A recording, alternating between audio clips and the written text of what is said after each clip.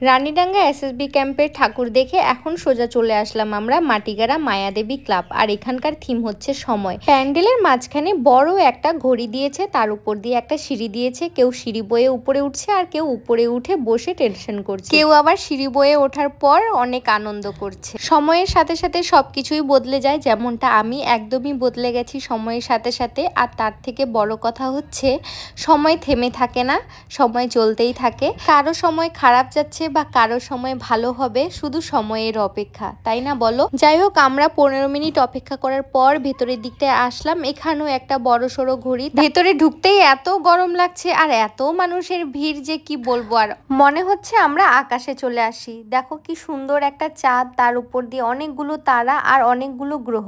যাই হোক, ভেতরের দিকটায় ঢুকে আমার ভীষণ ভালো লাগলো। আর এত ভিড় যে কি বলবো, আর একটা ফটো তুলতে পারলাম না। যাই হোক, এই গরমের মধ্যে না থেকে এখন আমরা বাইরের দিকটায় বেরোয় গেলাম। বাইরে বেরোতেই আমি আর ভাগ্নি চলে গেলাম ফুচকার দোকানে। দুর্গাপূজায় ফুচকা খাবো না, কেমনটা লাগে না? দুর্গাপূজায় ফুচকা না খেলে হয়?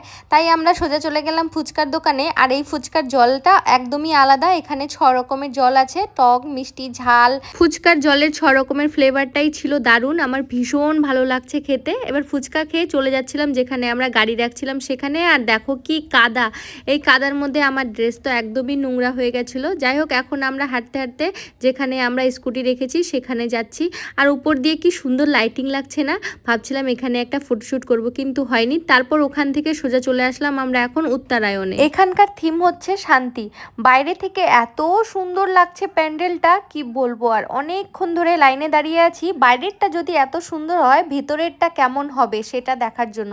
আর আমাদের মতো অনেক মানুষ, হাজার হাজার মানুষ এখানে দাঁড়িয়ে আছে শুধুমাত্র ভিতরে দেখার জন্য যে ভিতরেরটা কেমন করছে। প্রায় 25 মিনিট লাইনে দাঁড়িয়ে থাকার পর এবার আমরা আসলাম সামনে। আর সামনের থেকে প্যান্ডেলটা দেখতে কিন্তু দুর্দান্ত লাগছে। এত সুন্দর হাতের কাজ, কি সুন্দর নিখুঁত ভাবে প্যান্ডেলটাকে বানিয়েছে, ভীষণ ভালো লাগছে দেখতে। অনেকক্ষণ অপেক্ষা করার পর যখন সামনে পৌঁছালাম আর জাতীয় সঙ্গীত বেজে উঠলো, এই কারণে কিছুক্ষণ দাঁড়ালাম আর ফাঁকাও হয়ে গেল অনেকটা। তারপর আমরা এখন ফিতার সামনে দাঁড়িয়ে আছি। রিকুকে ইয়ার্কি করে বলছি, ক্যাচিটা কেন আনলি না? ক্যাচিটা থাকলে ফিতাটা কেটে ভিতরে ঢুকতাম। ভীষণ ভালো লাগছে, আমরা সবার আগে আছি আর আমাদের পিছনে কত লোকের ভিড়, কত লোক দাঁড়িয়ে আছে। ভিড়ের মাঝে ঠাকুর দেখা একটা আলাদাই আনন্দ, তাই না বলো? যাই হোক, অনেকক্ষণ দাঁড়িয়ে থাকার পর এখন আমরা ভিতরের দিকটায় যাচ্ছি। আর ভিতরের দিকটায় ঢুকে এত যে শান্তি লাগছে কি বলবো। ভেতরে ঢুকতেই মাথা ঠান্ডা হয়ে গেল। এত গরমের মধ্যে এত ভিড়ের মাঝখানে লাইনে দাঁড়িয়ে যে ভিতরে ঢুকার পর একটা আলাদাই শান্তি উপভোগ করতে পারছি আমি। আর তার মধ্যে কুলারের হাওয়া, ও মাই গড, কি বলবো। আর ভীষণ ভালো লাগছে প্যান্ডেলটাতে এসে। ভেতরের দিকটায় অত ভিড়ও ছিল না, যত ভিড় ছিল শুধু লাইনেই ছিল। আর ভিতরের দিকটায় অল্প অল্প করে মানুষ ঢুকাচ্ছে, তাই শান্তিটা ফিল করতে পারছে আর কি। একটু শান্তি উপভোগ করে তারপর মা দুর্গাকে প্রণাম করে বেরিয়ে পড়লাম। বাইরে বেরোতেই একটা ফলোয়ার্সের সাথে দেখা হয়ে গেল। সত্যি এত মানুষের ভালোবাসা পাবো আমি কোনো দিন আশা করিনি। যাই হোক, ভীষণ ভালো লাগছে। এত মানুষ আমার ব্লগ দেখে। এই দিদি ভাইটা চপড়া থেকে আসে পুজো দেখতে।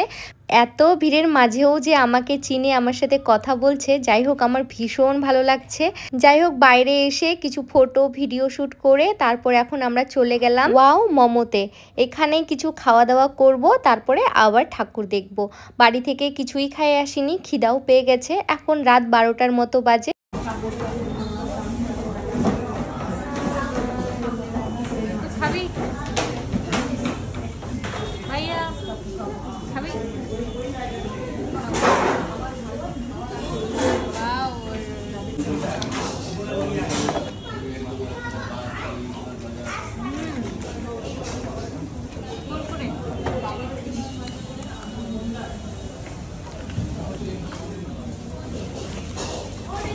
আমি অত জিজ্ঞাসা করে খেতে পারলাম।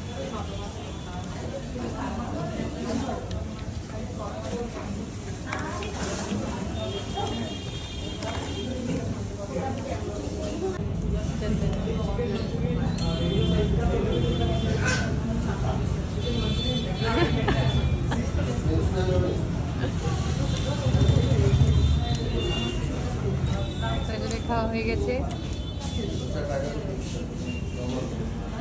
এখন বাজে রাত 1টা। আমি হচ্ছে বার্গার রাতে ডিনার করছি না টিফিন করছি বুঝা মুশকিল।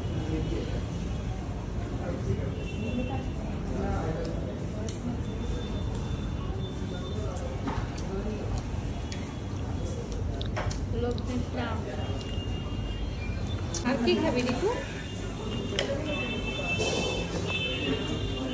ও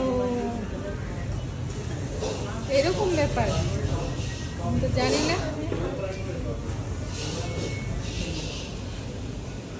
একজন পেপসি খাচ্ছে তো আরেকজন আইসক্রিম।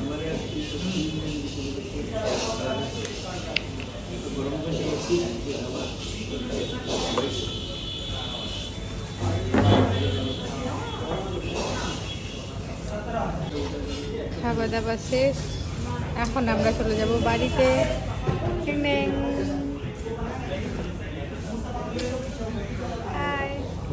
চলো এখন আমরা চলে বাড়ি। চলে আসলাম বাড়িতে, এখন 4:30টার মতো বাজে আর ভীষণ ক্লান্ত লাগছে, ঘুম পাচ্ছে। চলো গাইস আমরা তাহলে এখন ঘুমাই। টাটা, ভালো থেকো সবাই।